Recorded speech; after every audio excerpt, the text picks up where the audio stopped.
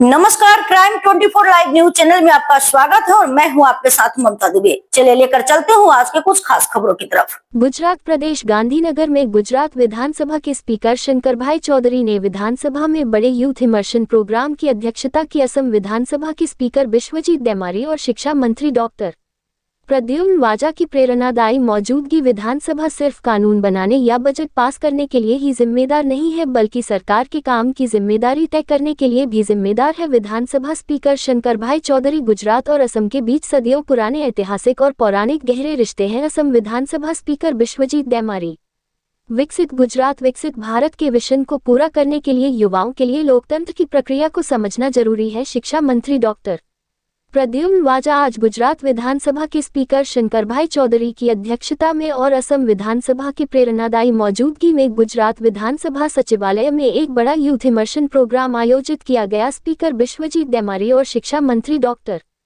प्रद्युम्न वाजा, जिसमें असम की गुवाहाटी बोडोलैंड और कॉटन यूनिवर्सिटी के 24 स्टूडेंट्स और गुजरात यूनिवर्सिटी से जुड़े कॉलेजों के पॉलिटिकल साइंस और इंजीनियरिंग के करीब 100 स्टूडेंट्स ने हिस्सा लिया। ये प्रोग्राम गुजरात लेजिस्लेटिव सेक्रेटरीट में G.V.. Mavalankar parliamentary studies and training bureau की एक जरूरी पहल के तहत ऑर्गेनाइज किया गया था, जिसके तहत दोनों राज्यों के स्टूडेंट्स डेवलप्ड इंडिया टॉपिक पर बातचीत करेंगे। इस प्रोग्राम में प्रधानमंत्री नरेंद्र मोदी की लीडरशिप में देश की डेवलपमेंट जर्नी पर एक खूबसूरत डॉक्यूमेंट्री फिल्म भी दिखाई गई।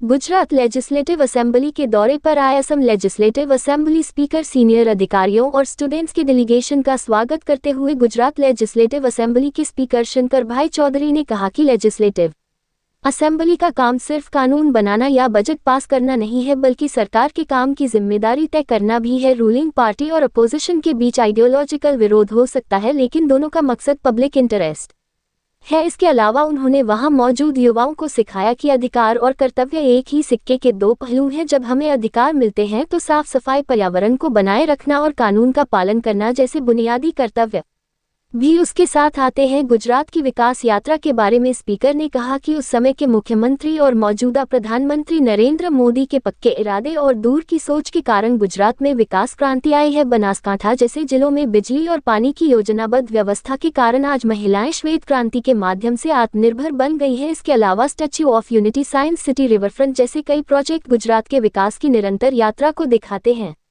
इसके अलावा स्पीकर ने कहा कि जैसे शरीर के किसी भी हिस्से में चोट लगने पर पूरा शरीर दर्द महसूस करता है, वैसे ही भारत के किसी भी राज्य की समस्या पूरे देश की समस्या है। अगर देश के किसी भी कोने में परेशानी आती है तो पूरा देश एकजुट होकर उसके साथ खड़ा होता है। इस प्रकार देश के अलग अलग क्षेत्रों के साथ मिलकर हम एक बेहतर भारत बनने की ओर बढ़ रहे हैं। इस प्रोग्राम में असम लेजिस्लेटिव असेंबली के स्पीकर विश्वजीत देमारी ने कहा कि गुजरात और असम के बीच सदियों पुराने ऐतिहासिक और पौराणिक रिश्ते हैं। उन्होंने दोनों राज्यों के बीच गहरे रिश्तों के बारे में बताया, खासकर श्री कृष्ण और रुक्मिणी जी के विवाह के मौके का जिक्र किया। उन्होंने बहुत खूबसूरती से समझाया कि माधवपुर के मेले और लोक कथाओं के जरिए नॉर्थ ईस्ट इंडिया और वेस्ट इंडिया एक दूसरे से कैसे जुड़े हुए हैं। उन्होंने ये भी बताया कि आज के समय में प्रधानमंत्री नरेंद्र मोदी की दूर की सोच वाली लीडरशिप में ये रिश्ते और मजबूत हो रहे हैं।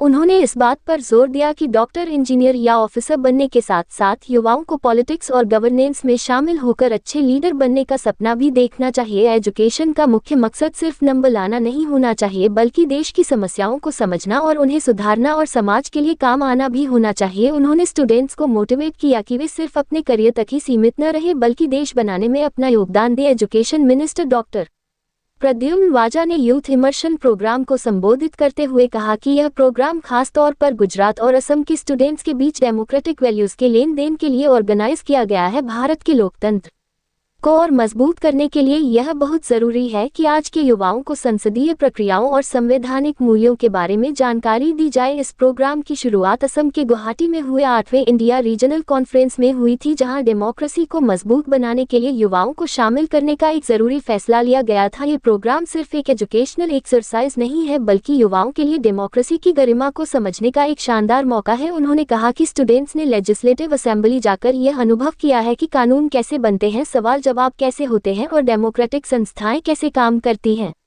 लेजिस्लेटिव असेंबली के सेक्रेटरी चेतन पंड्या ने स्वागत करते हुए कहा कि यह प्रोग्राम गुजरात और असम के युवाओं के बीच कल्चरल और आइडियोलॉजिकल लेन देन को बढ़ावा देगा। इसके नतीजे में युवाओं की इंटेलेक्चुअल कैपेसिटी बढ़ेगी और गुजरात और असम के बीच रिश्ते और मजबूत होंगे। असम लेजिस्लेटिव असेंबली के जॉइंट सेक्रेटरी दीर्घा बरुआ ने प्रोग्राम का उद्घाटन किया। इस खास मौके पर state higher and technical education department के additional chief secretary Mukesh Kumar के साथ एजुकेशन डिपार्टमेंट और गुजरात लेजिस्लेटिव असेंबली के अधिकारी और कर्मचारी मौजूद थे। जिगर बारोट, ऋचा रावल रिपोर्टिंग से संपादक विंध्याचल ओझा की।